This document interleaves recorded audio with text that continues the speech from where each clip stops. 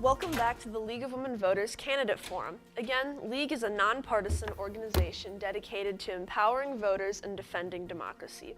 In our 100-year history, we have never endorsed a candidate or a political party. Additionally, we are a 100% volunteer organization. We will now hear the candidates for the Arlington Heights Park District Board. The candidates are Chuck McLaughlin, Rob Nevsvasil, and Brian Owen. Just as a reminder, the candidates have agreed to abide by the ground rules provided by the League of Women Voters. They are as follows. Candidates have drawn numbers to determine speaking order. The moderator will rotate the order during the forum. Each candidate will have 2 minutes for introduction. Next, each candidate will have 1 minute to answer questions. At the end, each candidate will have a 1-minute closing statement. Further, each candidate will have up to three 30-second rebuttals. League members, right here, will act as timers. Candidates will have a 30-second and 15-second warning, so we ask the candidates to quickly complete their thoughts before they see the stop card. Time limits will be enforced out of respect for all candidates. Questions will be provided by the audience. Each question will be answered by all the candidates, so please, audience, ask questions that pertain to all. League members have index cards to write questions on, which will be picked up by the volunteers. Questions will be reviewed for clarity, appropriateness, and to avoid duplication. Candidates have been asked not to interrupt each other. The moderator will repeat a question if asked. Audience, please turn off all electronic devices out of respect for fellow audience members and the candidates. Please hold applause until the end, and please do not demonstrate support or non-support in any way of a candidate. League is dedicated to civil discourse in politics. Please help us with that goal. There is space in the lobby for candidates to speak to supporters after the forum. Campaign literature will be available on the tables in the lobby. No campaign signs may be posted. Please be respectful of all the candidates and attendees. I'm pleased once again to introduce our expert moderator today, Ms. Rosemary Heileman of League of Women Voters Deerfield. Thank you. Hello, everybody. Thank you for coming to the Park District candidates debate. This will be a debate with 3 individuals running for 2 seats. Thank you for mentioning that earlier. Remember to turn off your cell phones or anything that might make noise. And also remember that the purpose of this is mostly for the people who have not made up their minds. So if it's your friend or relative or your enemy that's up there, let's not have any murmuring or noise until the very end when we'll applaud them. So thank you for attending and for coming out today.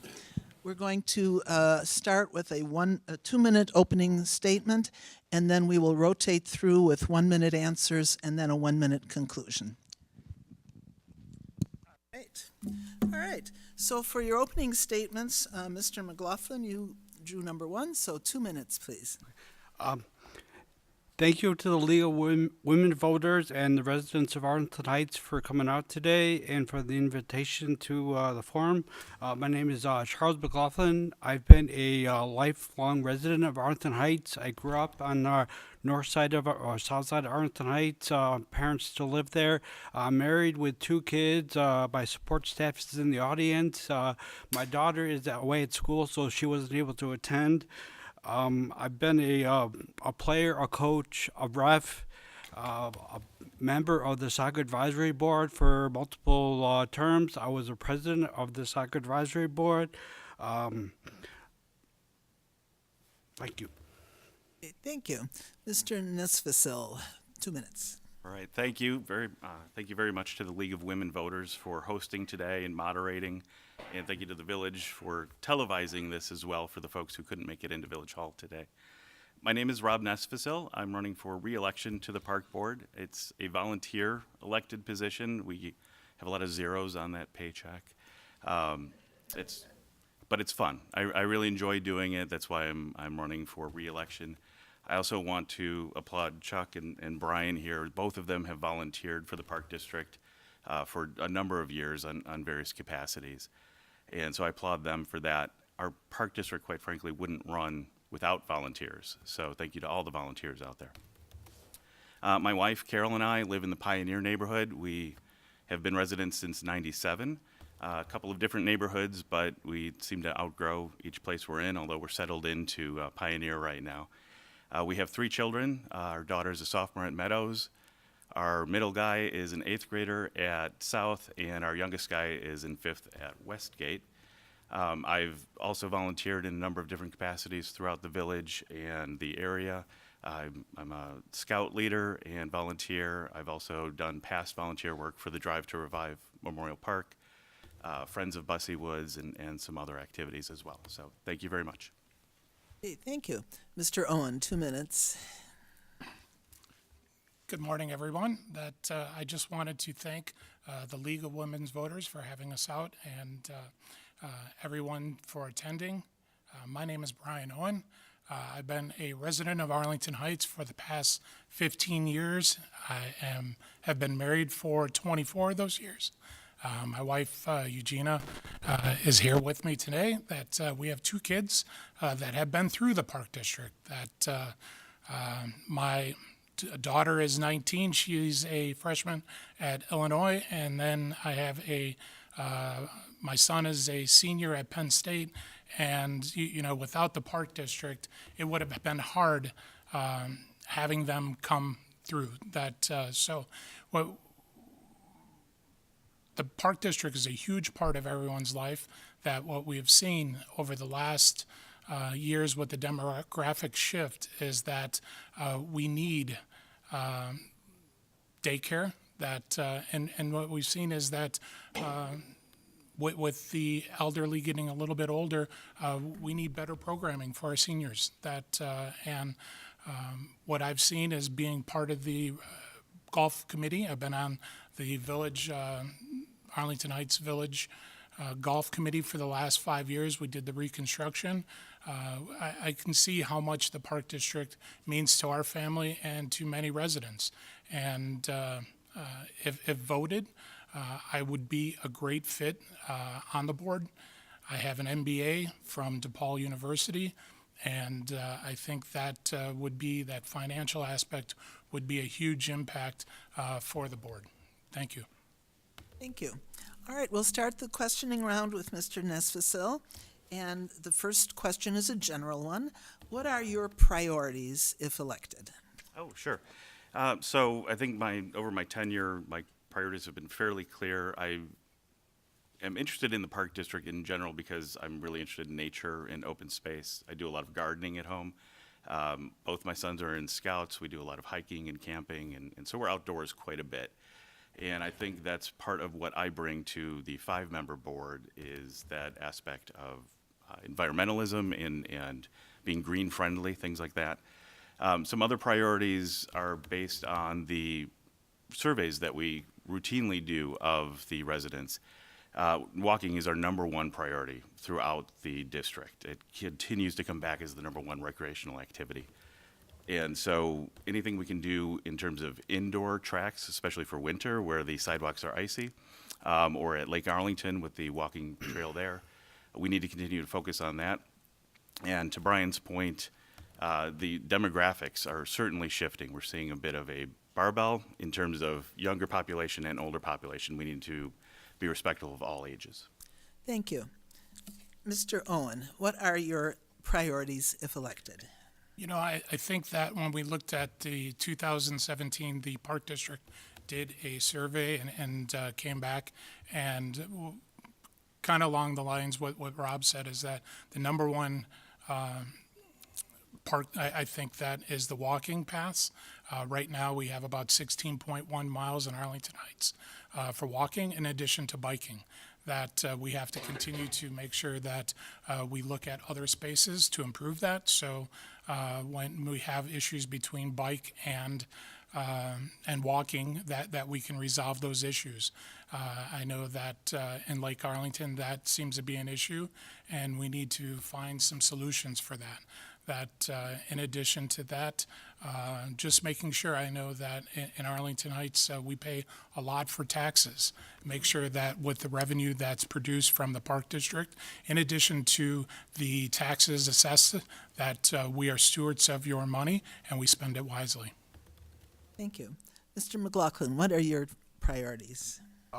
Probably the largest priority would be making sure to assure that the Park District continues to offer affordable classes for the residents of Arlington Heights, starting with the CAP daycare program all the way to the senior center, to make sure that everybody has the access to affordable programs that are offered.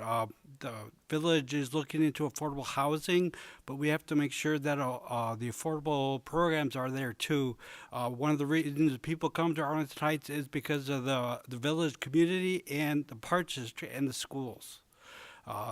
So going hand in hand with both of those, making sure that we do remain affordable for everybody.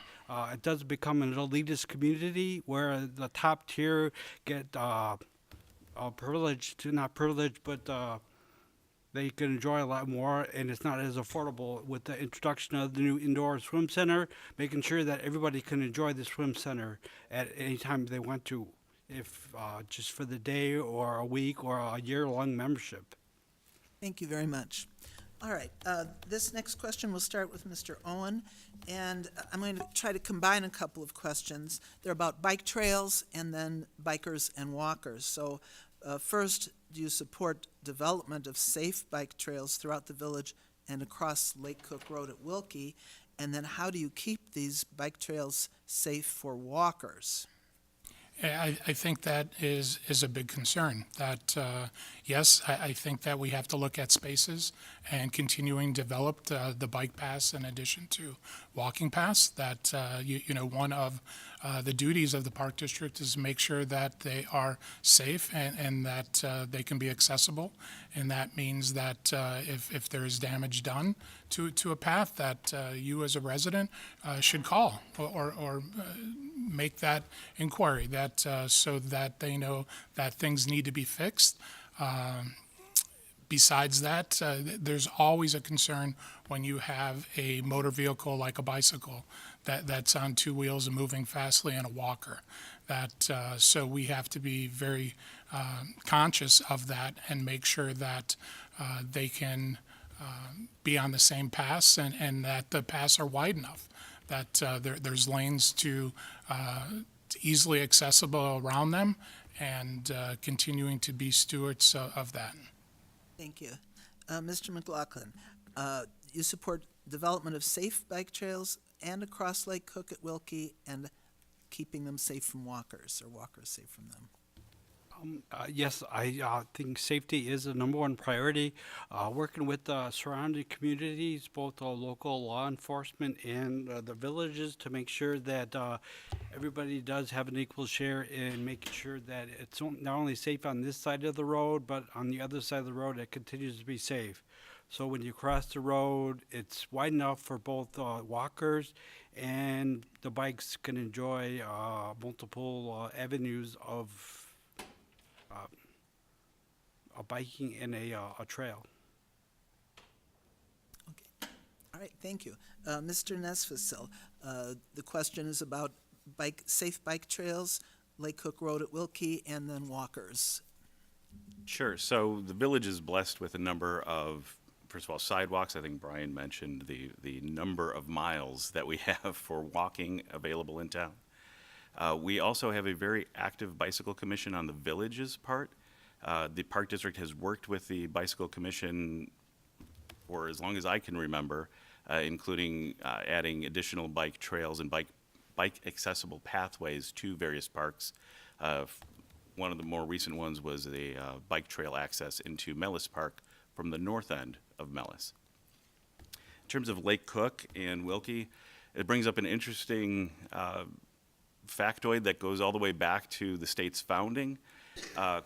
There are a number of overlapping governments in our state, which causes complexity in things like even as simple as a bike path or a walking path across Lake Cook Road.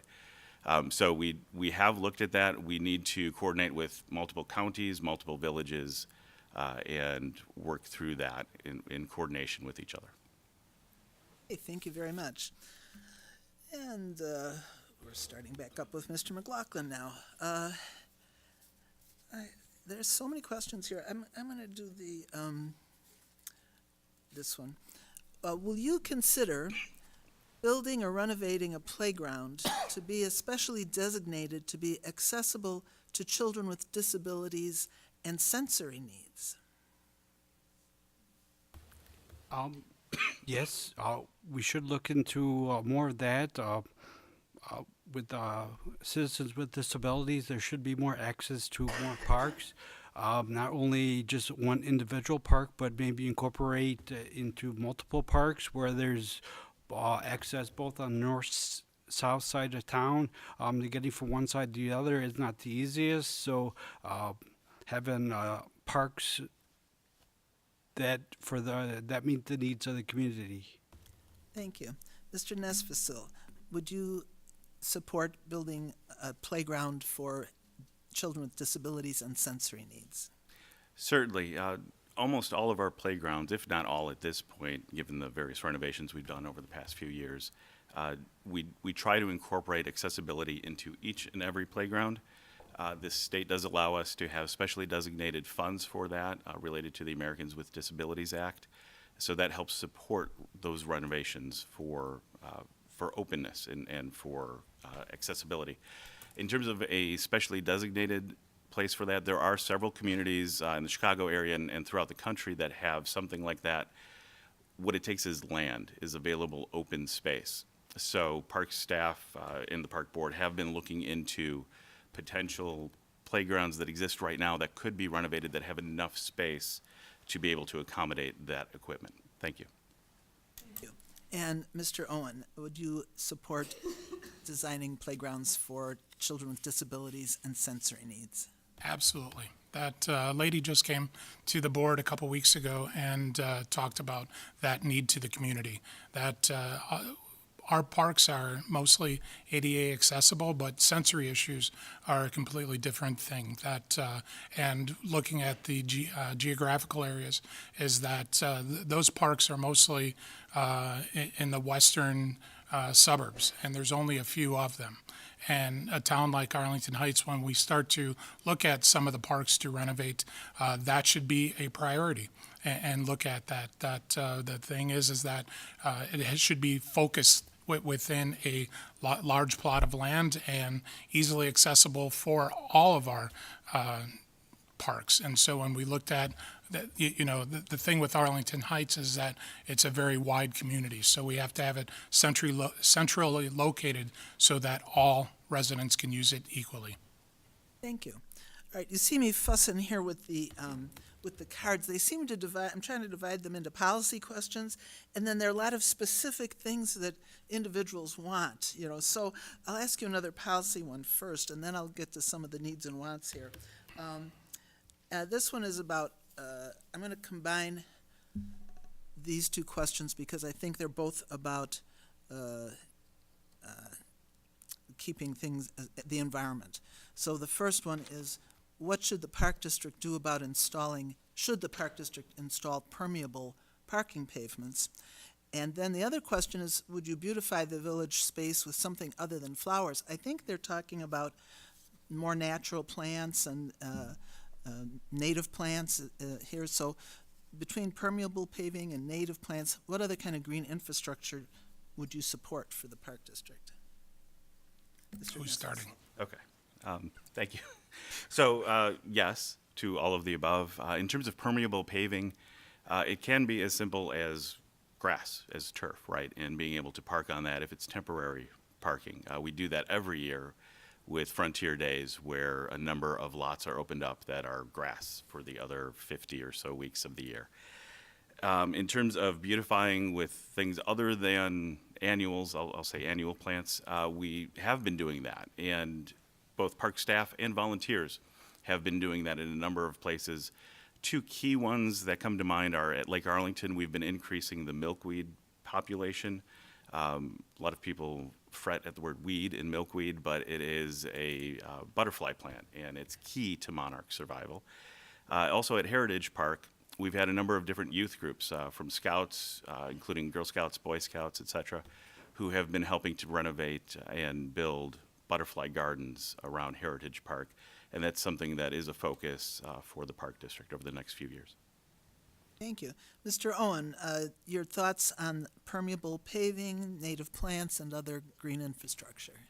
You know, I think that the Park District looks at those as a solution. That I know that when we talked, the board talked about putting in new planting gardens, that they, instead of paving it initially, we were looking at putting down some crushed pavement or crushed stones and using that as an alternative. That cost is always an issue. And, you know, I think that Lake Arlington, that they are, this spring, that they are putting, I believe it's 2,500 square feet of natural planting back in. That I think that number is right. That, but they're doing it on the shoreline. And, you know, as we look at those places, that we have to look at bringing it back to some of the natural beauty that once was. Mr. McLaughlin, your thoughts on such green infrastructure as permeable paving, native plants, and so forth? Yes, I do agree with everything with introducing permeable paving and environment. I also do encourage all the residents from Arlington Heights to go to the Park District board meetings. They're open to the public. And if they have any specific requirements or requests to add in any particular area, that they come and voice their opinion. I know the board is very aware and they're doing everything they can, but there's always other places that they can improve that they don't think of, different options that could be out there. I'm not a green thumb. I don't know what kind of plants are the best in certain areas, but there are people who are very aware of what plants would be beneficial in certain areas. So I do agree with increasing the beautification of the environment. Okay, thank you. All right, here's some desires of some of the people we have. I'm just going to ask you to comment on more indoor walking tracks, posting distances around the park so walkers could know how far they've walked, and can Nickel Knoll be opened for winter programs? So those are three. We'll start with Mr. Owen. You can comment on that. As far as Nickel Knoll, that, I think that we should look at all of our facilities and see if we can use it for additional programming. I think that, when we look at Lake Arlington, that, or the golf course, they've done a great job at adding facilities there to offer programming. As far as walking tracks, that with the new Olympic, that they are going to have a double gym, so it's going to be a wider track, and so we'll have that for the winter. And as far as the summer, I think that when we look at some of the trails, they started to mark them. Because, I think everyone wants to know how far they've walked besides looking at their phone or their watch. That so to have something around, I know at Pioneer that they have little, it's on there like 0.8 of a mile, stuff like that. But I think that as they're redoing those, that should be implemented. Okay, thank you. Mr. McLaughlin, I put three desires here together. One was for indoor walking tracks, one was for posting distances so walkers could see, and the other, can Nickel Knoll be opened for winter programs?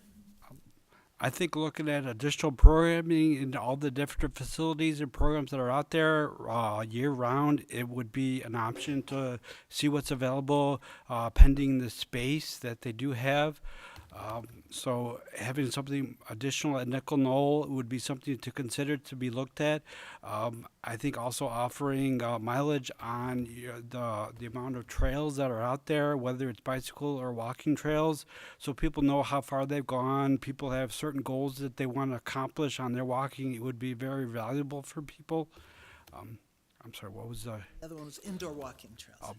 With the addition of the indoor walking track at Olympic Pool, I think that with Camelot will pretty much cover most of Arlington Heights and the residents being able to have the access to go to indoor tracks while the weather is bad, whether it's the winter time or summer when we do have inclement weather. Okay, thank you. All right, so the three wishes and desires here, indoor walking tracks, mileage posted on the trails, and Nickel Knoll open for winter. Sure. I'll start with the last first. I mentioned volunteers before. I'll mention some again. The Nickel family is who Nickel Knoll is named after, and Cyril Nickel of the Nickel family would come to our park board meetings for years on end. His health ended up that he wasn't able to attend anymore. But so shout out to Cyril Nickel and the Nickel family. In terms of Nickel Knoll, it is open for walking to the point during all months of the year when it is accessible. So ice does form on the pathways, et cetera, but you're able to go to that area during winter. Not entirely sure what specific activities the resident might be interested in, but they are welcome to come to a board meeting and direct their question to the board. In terms of mile markers, I want to thank the Park Foundation. That's the charity that supports the Park District.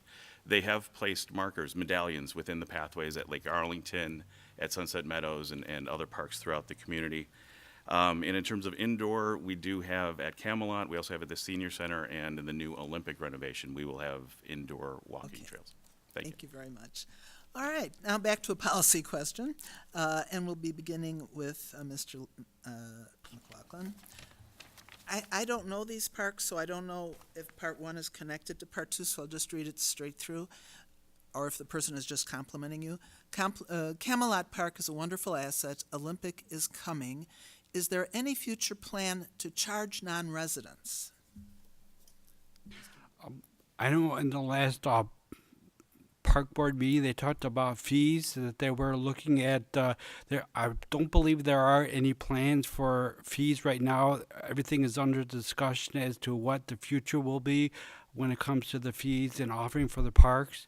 I really don't know the exact number. I do feel that keeping the track open for anybody to walk as a free basis is where they should go. Everybody should have access to both walking inside and outside as a resident.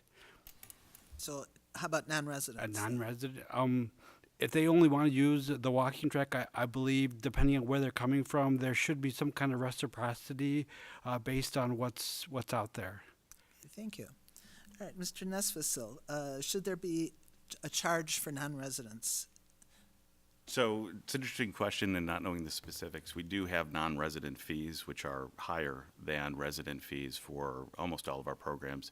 In terms of the indoor walking tracks, Camelot in particular, and the Senior Center right now that we have available, because those buildings have been funded by state grants and other open grants beyond the village, beyond the Park District, in particular the Senior Center, we do need to have that open and accessible to non-residents as well.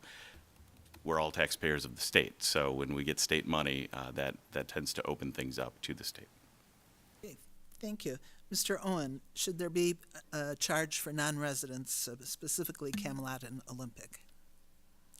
As far as walking past that, I would say probably a minimal fee. That at Camelot, they haven't been charging a fee, so it'd be hard to implement a new fee to that. Olympic is a little bit different. That it's going to there will be a cost associated with cleaning those tracks and making sure that they're maintained. That the part of when we look at costs associated with it, that the village, the residents of Arlington Heights pay a tax. That tax is assessed, and part of the park district's revenues come from that. If you are not a resident of Arlington Heights, there are no taxes assessed, and there is no fee associated with that. So you as a non-resident are not paying to use the facilities. That would be free. That there's nothing wrong with those in areas as a senior center or at Camelot, since it was used with public funds. But when we look at that, we have to look at what are the direct costs and what are the indirect costs, and make sure that everyone's paying their fair share. Okay, thank you. All right, the next question, we'll start with Mr. Nesvacil, have to do with clean and safe parks. Again, I'm going to combine a couple. There are concerns about trash and possibly inappropriate activities in some of the parks. Do you have plans for monitoring these things? Sure. So in terms of trash, we do have multi-purpose cans in each of our parks. And what that is it's a mix of both recycling and regular trash. And once it's picked up, it's then segregated out between the recyclables and the true trash. So it's incumbent on folks who go to parks to use those trash cans.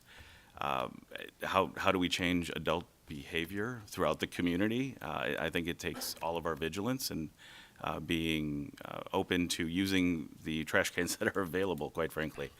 We've had instances where a can was moved 10 feet for whatever reason, and people would still place their trash where the old location was, even though the can was 10 feet away. It's very strange. I don't understand it, but it's up to all of us to do that, to use the cans. In terms of inappropriate activity, please call the police. It's as simple as that. Call the police if you see it going on or if you see evidence of it happening. We need your eyes out there. We don't have people in every park at all times. Thank you. Okay, thank you. Mr. Owen, do you have any specific ideas for improving the trash situation and inappropriate activities and monitoring the parks? You know, that I think it's everyone's responsibility, not just the park district. When you see a bottle, that pick it up, that throw it in the trash. That the trash cans are there to be used, and part of everyone's responsibility is make sure that the park is upkept well. We have facilities that, in addition to staff, that go out and make sure that the park is beautiful. But it's all of our responsibilities when we see little things laying down to pick them up and walk 10 feet and throw them in the garbage. As far as security, that our parks have to be safe. And if you see anything that doesn't look right, please call the police. The park district does not have security. So if we do see something that doesn't look right, please call the police. Thank you. Mr. McLaughlin, how would you monitor the parks for trash and inappropriate activities? The basic, basically, if you see something, say something. Whether you say something to the person who's sitting behind the desk or calling the police, I think it's every citizen's responsibility to, if they see garbage, to pick up garbage if they have it. If they want to keep it clean, the parks do what they can. There's a number of parks all throughout the city, and there's trash cans all throughout the park. And basically, see something, say something. I believe the park is very responsive to getting out there and to clean things up when they know about it. It's very the park district is very conscious about safety and security, safety for both indoor and outdoor of the facilities, making sure if something is wrong to correct it. So see something, say something, whether it's to the park district or to the local police. Okay, thank you. All right, we'll start with Mr. Owen. 3 more wishes from the constituents. One person, would you consider putting in community gardening at Camelot to replace what is being lost at Cypress Gardens? Another person thinks pickleball is a fast-growing sport. Do you support adding more pickleball courts? And the last person is concerned about would like to have her dog be able to go in the parks. Let's start with the easy one. That's pickleball. That is becoming a huge trend, and that when we looked at when you look at the parks, that those courts are full, and so that is a want and a need that the park district does know about. And as they continue to look at places, that is an implement. That Olympic, I believe that when they put the facility together, I think it's 4 more pickleball courts that are going to go in there. So those needs will be filled, and as long as the courts are filled. That as far as dogs, that there is through Malice, there's a new dog facility there. That so you can go take your dog there and be part of that. And in addition to most people walk their dogs around the park. That through Pioneer or your local community. And as far as I think the gardening space is a bigger question because Camelot might have the facilities there, but we really have to look at that and do an analysis for a long-term solution. Hey, thank you. Thank you for tackling 3 things. Mr. McLaughlin, the 3 are dogs in the parks, pickleball courts added, and then a community garden. Well, with pickleball, I know they with the new Olympic Indoor Center, pickleball has been brought up a number of times as to making sure that the courts are lined for that. So I do know, depending on the need, but it's going to be running into space. They're competing against basketball and all the other indoor courts. So the more of an interest there is, they are looking at opening up more courts. Or looking at the space available that's out there. With the center opening up, I know that's opening up other facilities that can actually accommodate other activities, other programs. The dogs and the community garden. The community garden is a very important thing. I think that's also based on space. The space allocation that they have throughout the park district is becoming an issue. There's too many requests for what's going on, and I believe they're moving the Cypress Gardens to the Forest View area while they do the flood reconstruction. So I know they are looking at it and considering. Thank you. And Mr. Nesfasil, 3 desires: dogs in the park, community garden, and pickleball. Sure. So each of those take money, right? And that's what everything always comes down to is money, funds, budgets, etc. And budgets reflect priorities, of course, within the park district, within the village, state, nation, etc. For dogs in the parks, we did have a partnership, we continue to have a partnership with the Mount Prospect Park District at Malice for Canine Commons. Which is a multi-use dog park. We have both large and small dog areas and a resting area, a third space that can be rotated through. We have looked at having a dog park on the north side of town as well, but again, it takes budgets, and right now our focus is on renovations of facilities, playgrounds, pathways, etc. Pickleball, Chuck and Brian I think covered it. We are striping pickleball courts in the new Olympic Center. Pickleball is one of those great activities where we can be using a facility during the day when kids are in school, and we've got adults coming out to play pickleball in our facilities. And then the community gardens at Camelot. I was just at Camelot Thursday. If you live in that neighborhood, you can see all of the flooding and puddling that happens. It's challenging topography for gardens, but to the point that was made, we are building new gardens at Forest View, and the village has agreed to help us with water since they're kicking us out of Cypress Garden. Okay. Thank you very much. All right, back to a policy question. And let's see, where are we here? So we're back up to Mr. McLaughlin starting, is that right? Yes, okay. How would you promote better cooperation with other local governmental bodies, such as school districts, libraries, villages, to reduce the financial impact of constructing and maintaining physical facilities? As opposed to actually charging rent, is there I'll say a barter system, or if you have a facility that we need, what can you offer us? Looking at something like that as opposed to the monetary money that would cost to rent a facility. A lot of facilities are very costly to rent out.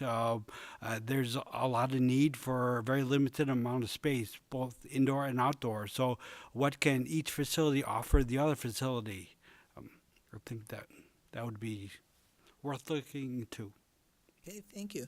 Mr. Nesvissel, how would you promote cooperation with other bodies? Sure. This is probably one of the best kept secrets in the Park District, but we have almost 50 intergovernmental agreements between neighboring park districts, every school district in town, the village, etc. We also work with a number of different private partners, whether they be companies who help support the park through sponsorships. We have a lot of local companies that help support us. We also have the Park Foundation that we're in partnership with, Youth Athletics, AHYAA, and the library is a great partner as well. I know they're looking at, in fact, I think simultaneously they're having a meeting right now about their makerspace concept in the old library to repurpose that building and make it new again. And of course, that's right across the street from Rec Park. So we want to help them in whichever way we can in terms of a partnership.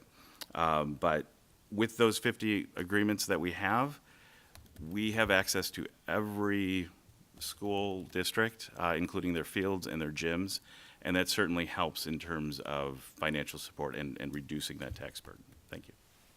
Thank you. And Mr. Owen, cooperation with other local entities such as the villages and schools. I think the Park District has done a really good job at looking for outside funding. That's one of the capacities that we always look for, right? When we do something is additional funding, not just taxpayer funding, but where can we find grants and what partnerships can we make in order to get additional funding? And, you know, I think that the Park District does a great job looking at for different projects to look at the state of Illinois for some grants, and in addition to that, the facilities that we use. So, you know, and for CAP, that CAP is a system that is run by the Park District, but it's in all the schools. So we do have a great partnership with other governmental agencies. I think that we just have to look at where can we find additional funding and grants through some of those governmental agencies. Thank you. Well, we've come to the end of our time for the questions, and now we'll have 1 minute of a summary, and we'll go in reverse order this time. So we'll begin with Mr. Owen. 1 minute summary, please. So my name is Brian Owen. That I've been a resident of Arlington Heights for 15 years. That in addition to that, I've also been active with the Golf Advisory for the last 5 years. That we've done the renovation at the golf course, and that's one of the things that brought me to the board and seeing how the board operated.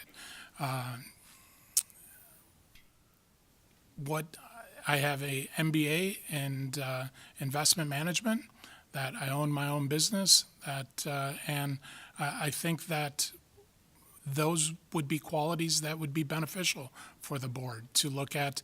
That they represent $26 million in budgeting a year, that to make sure that we're stewards of our taxpayers' money, and that we're not looking to raise taxes, that we're looking to use the money that's raised through revenue in addition to taxes, and make sure that we're offering the top-rated parks and facilities for our residents.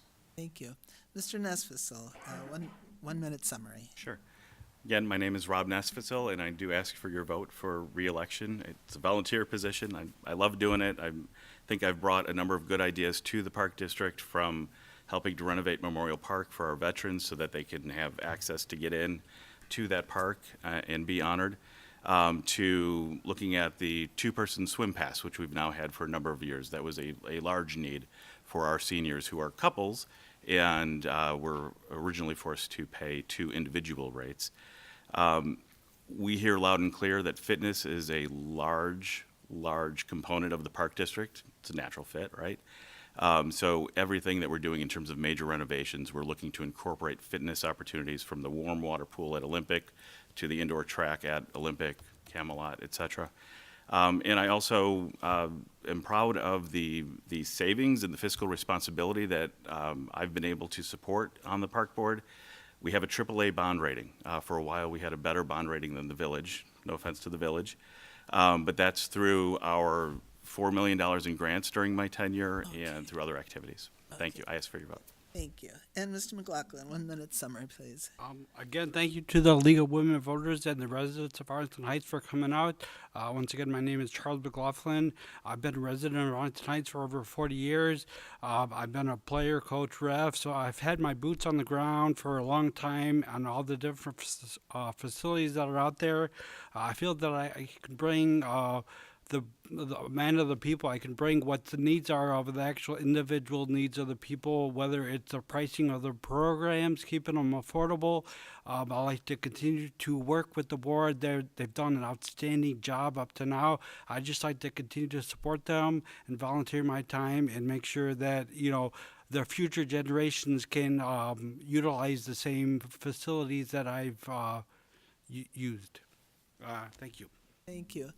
Once again, I want to thank the audience for coming today and listening to the candidates, and especially want to thank the candidates, whether you win or lose, to put yourself out in front of the public in such a public way and give of your time and be willing to commit your time is very admirable, and I think we all thank you and our community thanks you.